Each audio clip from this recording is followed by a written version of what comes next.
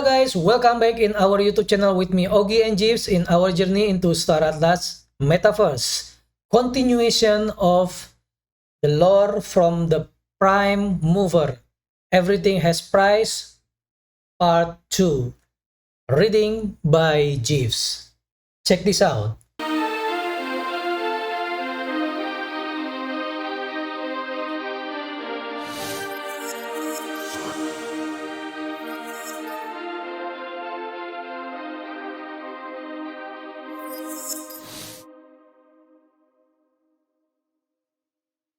Every single contract offered by the Tufa Merc Brokers always had a catch.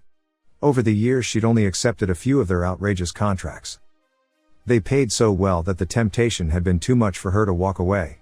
Her liquid nanite combat suit, Tufa contract. Her thread, Tufa contract. The Ambwe that she was now cocooned in at the moment, Tufa contract.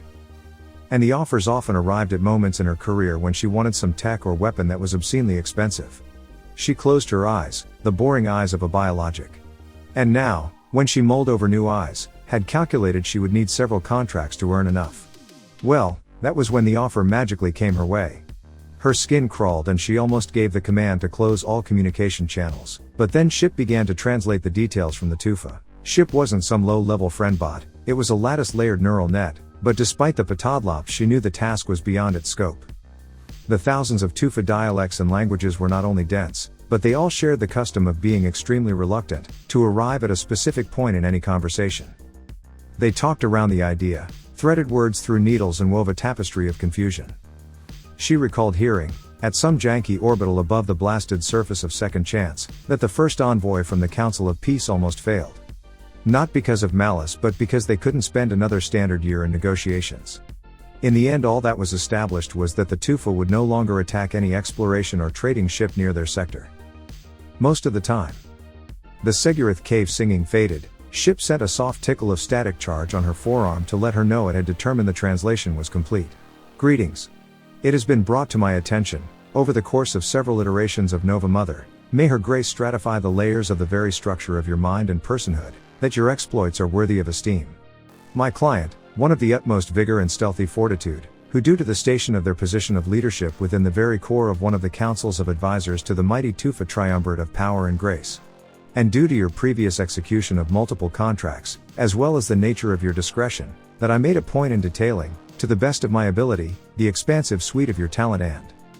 As the preamble droned on, Xylee gave Ship a subvocal command, any future translations need not be accurate. Ship was to scrub the Tufa's communication and script a subroutine to produce a succinct translation.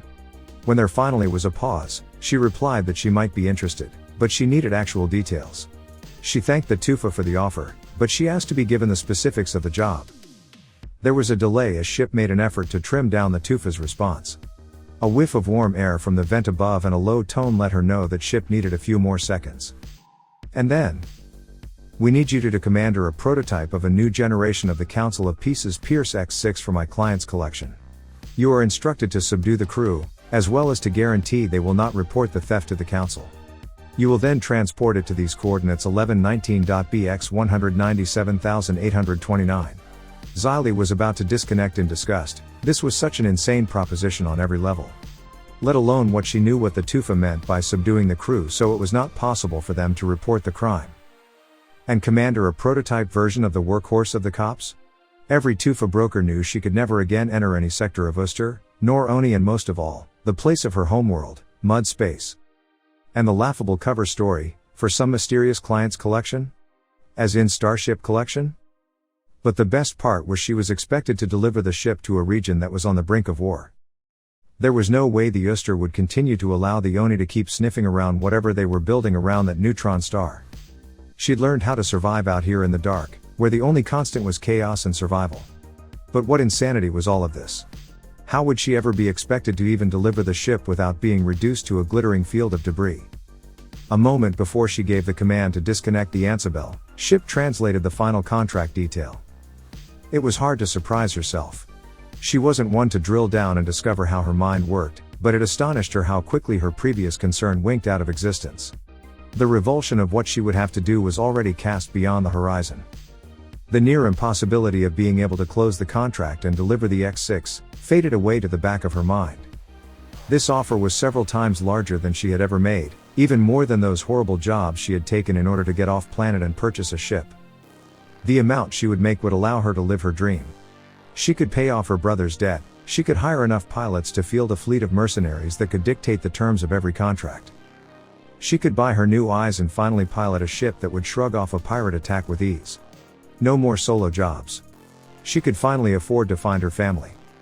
Not the family she had been born of, the family she needed to discover, those of her tribe, those that had walked a path that was littered with regret. Her people. Deep down that was what all this work had been for, right? To be a commander of a. No. She just didn't want to do this alone any longer. She feared if she kept going she would lose whatever was left of her soul. She didn't want to lose the young Xylee who lay on the plastin panels of their modest home and counted the flashes of starships winking into no space. Ship sent a pulse through the hull, it was like a subtle cough to get her attention. She hadn't responded. If she accepted the contract she knew she would have less than a 5% chance of succeeding and living to regret as well as gloat about it. It was madness. And yet, everything has a price. Hello guys, thank you so much for watching us in our YouTube channel with me Ogie and Jeeves in our journey into Star Atlas Metaverse. And don't forget to subscribe our YouTube channel. Don't forget also join us with the club, and Jeeves would love to share his lore with you again. So stay tuned and see you in the next lore.